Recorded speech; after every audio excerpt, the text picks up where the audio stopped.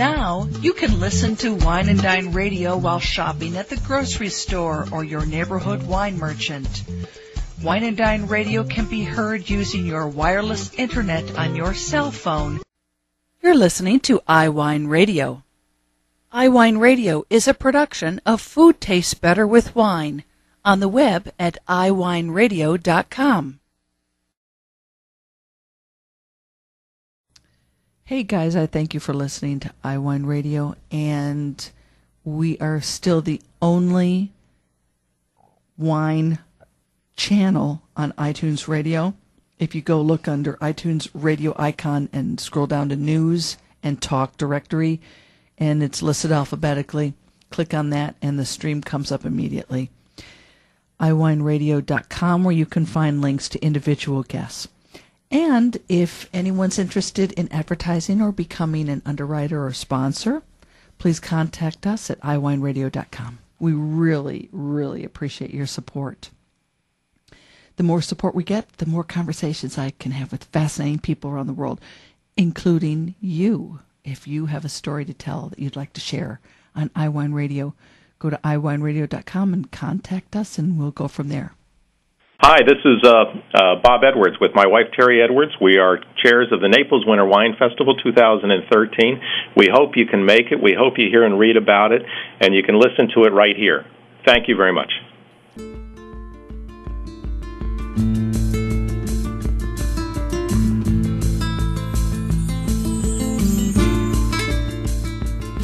Welcome to Wine and Dine Radio. I'm Lynn Creelo-Chamberlain.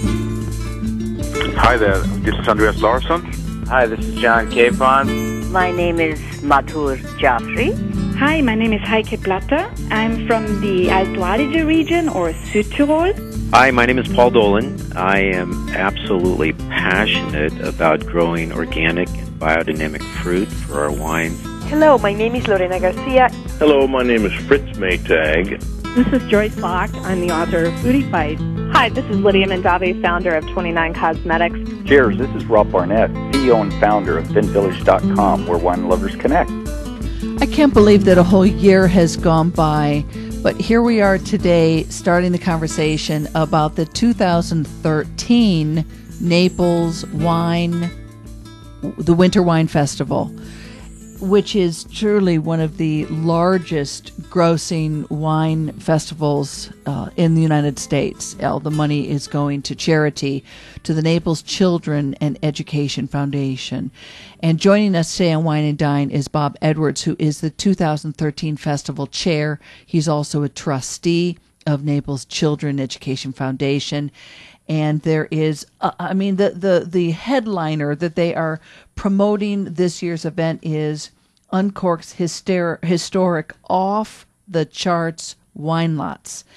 And I would like to say, Bob Edwards, that you, I'm sure, have a great deal to do with the fact that there are off-the-charts wine lots available this year. Because as the chair of the festival, you do a lot of soliciting for the donations, don't you? You do. We end up doing most of it. And Lynn, I just want to correct a little bit. My wife, Terry Edwards, is my co-chair. Okay. And although not with us today, she certainly is deserving of recognition for that.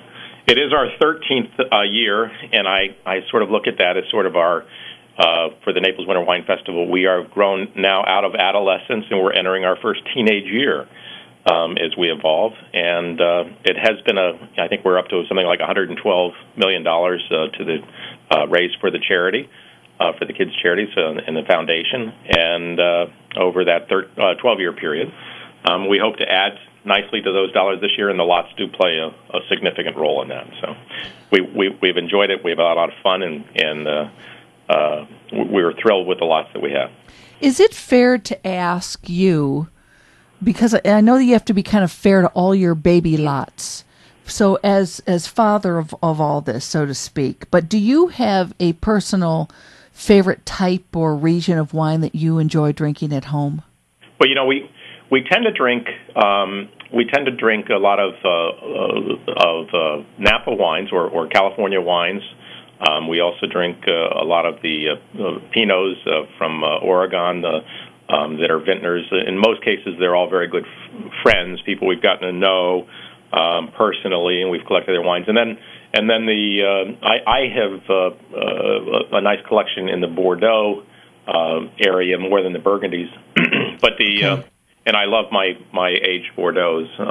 And we when we go to dinner with friends, we always try to bring something that we hope will please our friends and our guests.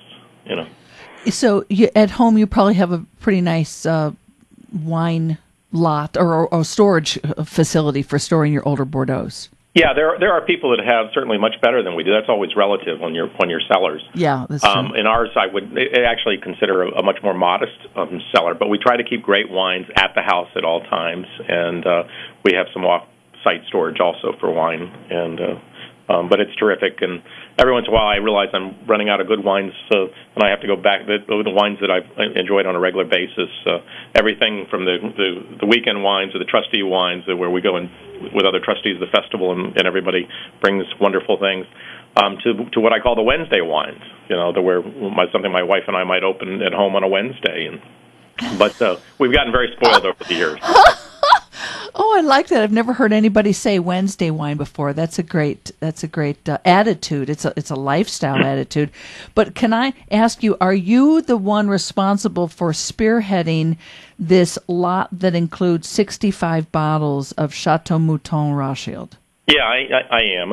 We played a role in most of the lots, or in personally in most of the lots. It includes this one particular lot that we put together. I had some help with some friends from Christie's, the auction house, in putting this together and helping me in figure out how to get this lot. But we as you know, with Mouton Rothschild, when the Germans occupied France, they took from the Rothschild family the vineyard, the winery was taken as a treasure, and when the occupation ended and France was freedom came, the vineyard and the winery were returned to the Rothschild family, and the Baron at the time, who was alive then, decided, of course, that he would begin this fabulous artist series. He has his 1945 wine. It did not include an artist, but I think it was a 100-point wine that year. And that bottle alone at auction can bring, $17,000+ at auction for the single bottle, and with good provenance and background. And but they then began the process of hiring all these fabulous artists and commissioning them to do these works. And whether it was Dali or Chagall or Miro, Picasso, Andy Warhol, many others, Francis Bacon, they commissioned these bottles to have these wonderful artists signet to these paintings, which the family has collected, and they do occasionally show. They're beautiful. But to have the perfect vertical of Mouton is to have every bottle from 1945 till now, to the most recent release, and I think this is 65 bottles of wine, and we have put the entire collection together. It's not unusual to see it at a non-charity wine auction sell in a six-figure range. We've had a special table built that can hold these by the Artisans Guild, which is in Southwest Florida. They do a fabulous job. They donate the work and the effort that goes into this. But this fabulous table that will encase and glass in this entire collection in a sort of a dinner table format. And we look forward to seeing, what kind of excitement that kind of lot brings at the festival. But it is one of our 65 lots, and this one happened to have 65 bottles and a fabulous table. So we're very excited about it. Well, there's another lot that was of particular interest to me because it was so unusual, and that is the lot where someone who has the winning bid basically immediately gains ownership of a vineyard in Argentina. Yeah, this is another lot I don't think we've ever heard of coming at a wine charity before. We're actually going to create an instant vintner, and this was we put this together with a fellow by the name of Jose Manuel Ortega, who owns Eau Fournier, and Jose, Wharton School educated boy, former Goldman Sachs fellow, decided to leave the investment world, finance world, and go into becoming a vintner. and he has bought and is building wineries in vineyards in Spain, in Chile, and in Argentina, Mendoza, and he has about 600 acres in the at the foothills of the Andes Mountains in Mendoza, Argentina, and has a fabulous, modern, very contemporary gravity winery there. And of the 600 acres, he has agreed to deed 2.5 acres a hectare to the winner of this lot. He has also agreed. He's got about 14 bungalows on the property, and he's agreed to allow them to stay. And they'll, anytime they come out, whether they come to go skiing in the middle of our summer, snow skiing there, or if they, or if they come out in the winter months to enjoy the warmth that Argentina has in that southern hemisphere. Wow. Or to see crush that goes on. I think they do crush in January in Mendoza. But you can come out. You will own this. You have the ability to make almost a couple hundred cases of wine in your own blend, or you can sell them back the grapes each year, which some may choose to do. And you can go out, and you'll be welcome at any time. Of course, there will be a nice opportunity to spend some time on a trip specific to this purchase of this lot. And then Jose Manuel and his wife Nadia, they have what Wine Spectator recently labeled the finest winery restaurant in the world on site there. And in Mendoza, in the town, they own a restaurant that is also recently recognized by the Argentine media as the best restaurant in Argentina. And it's really his wife that's the chef behind it.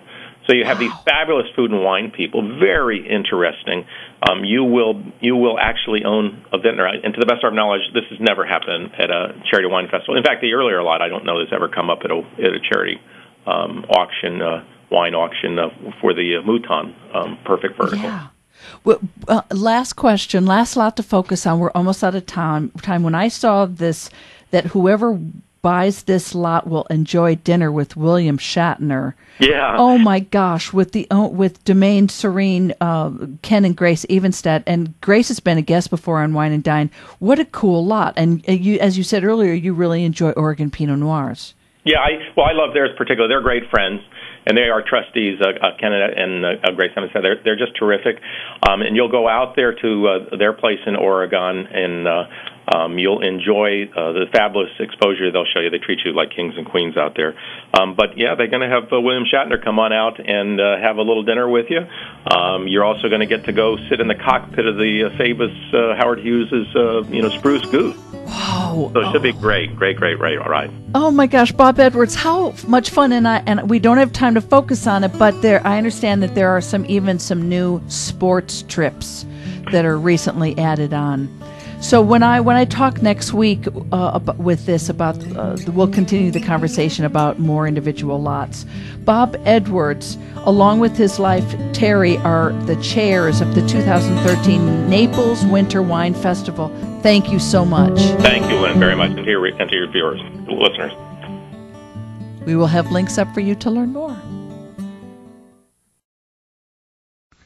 Now you can listen to Wine and Dine Radio while shopping at the grocery store or your neighborhood wine merchant. Wine and Dine Radio can be heard using your wireless internet on your cell phone. You're listening to iWineRadio. iWineRadio is a production of Food Tastes Better with Wine, on the web at iWineRadio.com. Hey guys, I thank you for listening to iWineRadio, and we are still the only wine channel on iTunes Radio.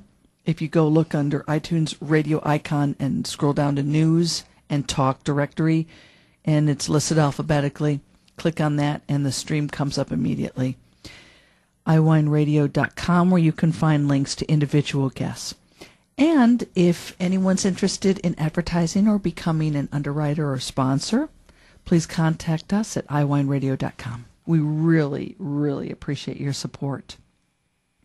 The more support we get, the more conversations I can have with fascinating people around the world, including you. If you have a story to tell that you'd like to share on iWine Radio, go to iWineRadio.com and contact us, and we'll go from there.